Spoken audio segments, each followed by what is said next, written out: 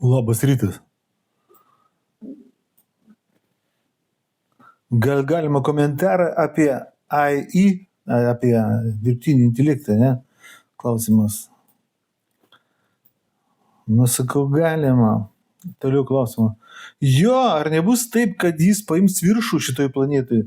Nes daug kas sako, kad visi tie technooligarkai, kurie sintetinį kūną šėtonui, kūrė sintetinį kūną šėtonui, neaišku, patys suprasdami tai.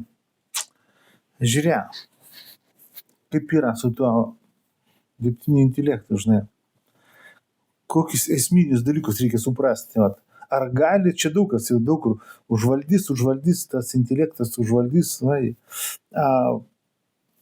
tą asmenį jis gali tai užvaldyti? Kaip manai? Tai iš tikrųjų begalė žmonių ir yra jau užvaldyti savo pačių smegenų. Dirbtinis intelektas yra tik tai kaip smegenys. Pačios smegenys, nei tavo, nei man, niekina, pačios smegenys neturi jokių interesų, o šitą reikia suprasti. Mašina negali turėti jokių interesų, jokių tikslų, jokių kėslų negali turėti. Mašinai nebūna nei bloga, nei gera. Mašina naudojasi kažkas. Tu naudojasi asmenim. Tai kai sakau užvaldyti iš tų smegenų, tai būna čia daugiau yra praktiškai perkeltinė prasmė. Nes patys žmonės nesusitvarka su savo smegenim masiškai.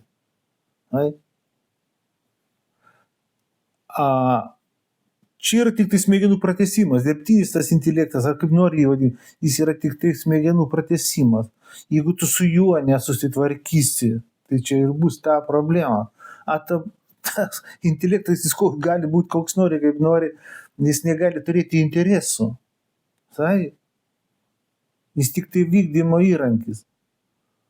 Bet jeigu tu jam užduodi beprotiškas užduotis, dabar gali klausti, tai kaip čia taip nesustvarka žmogus? Taip ir nesustvarka, pažiūrėkite, jau nebesustvarka su priklausomybė nuo kompiuterio, nuo kokių tai saitų, nuo kažkokių ten lošimų, pornukų.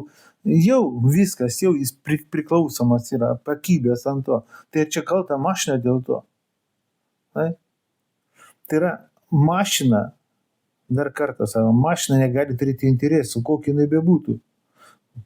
Mašina negali būti nei gera, nei bloga. Mašina negali turėti kėslų, gali ją konstruoti kokią nori. Mašina yra priedas prie ko? Prie, šiuo atveju, kaip Žemė, šitas planetas yra prie žmogaus vadinama. Prie žmogaus.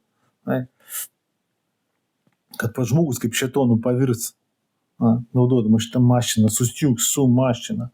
Bet naudotis tik tai žmogus arba, matai, kaip sakom, kūnų smegenimis irgi naudojasi. Tas, kas gyvena kūne. Čia irgi super galingas kompas. Pavyzdžiui, darbo pagrindinė tema, pavyzdžiui, depresijos, hipochondrijos, obsesijos visokius, tame tarpe šizofrenija. Tai yra, kai žmogus jau nesusitvarka su šitą mašiną. Mašina būna dažniausiai, neskaitant kokį šizofrenijos atveju, jinai veikia teisingai, normaliai, gerai veikia mašina.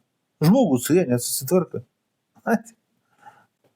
Būna pats save tarytum apsėdęs. Ir čia tas pats. Mašina yra mašina.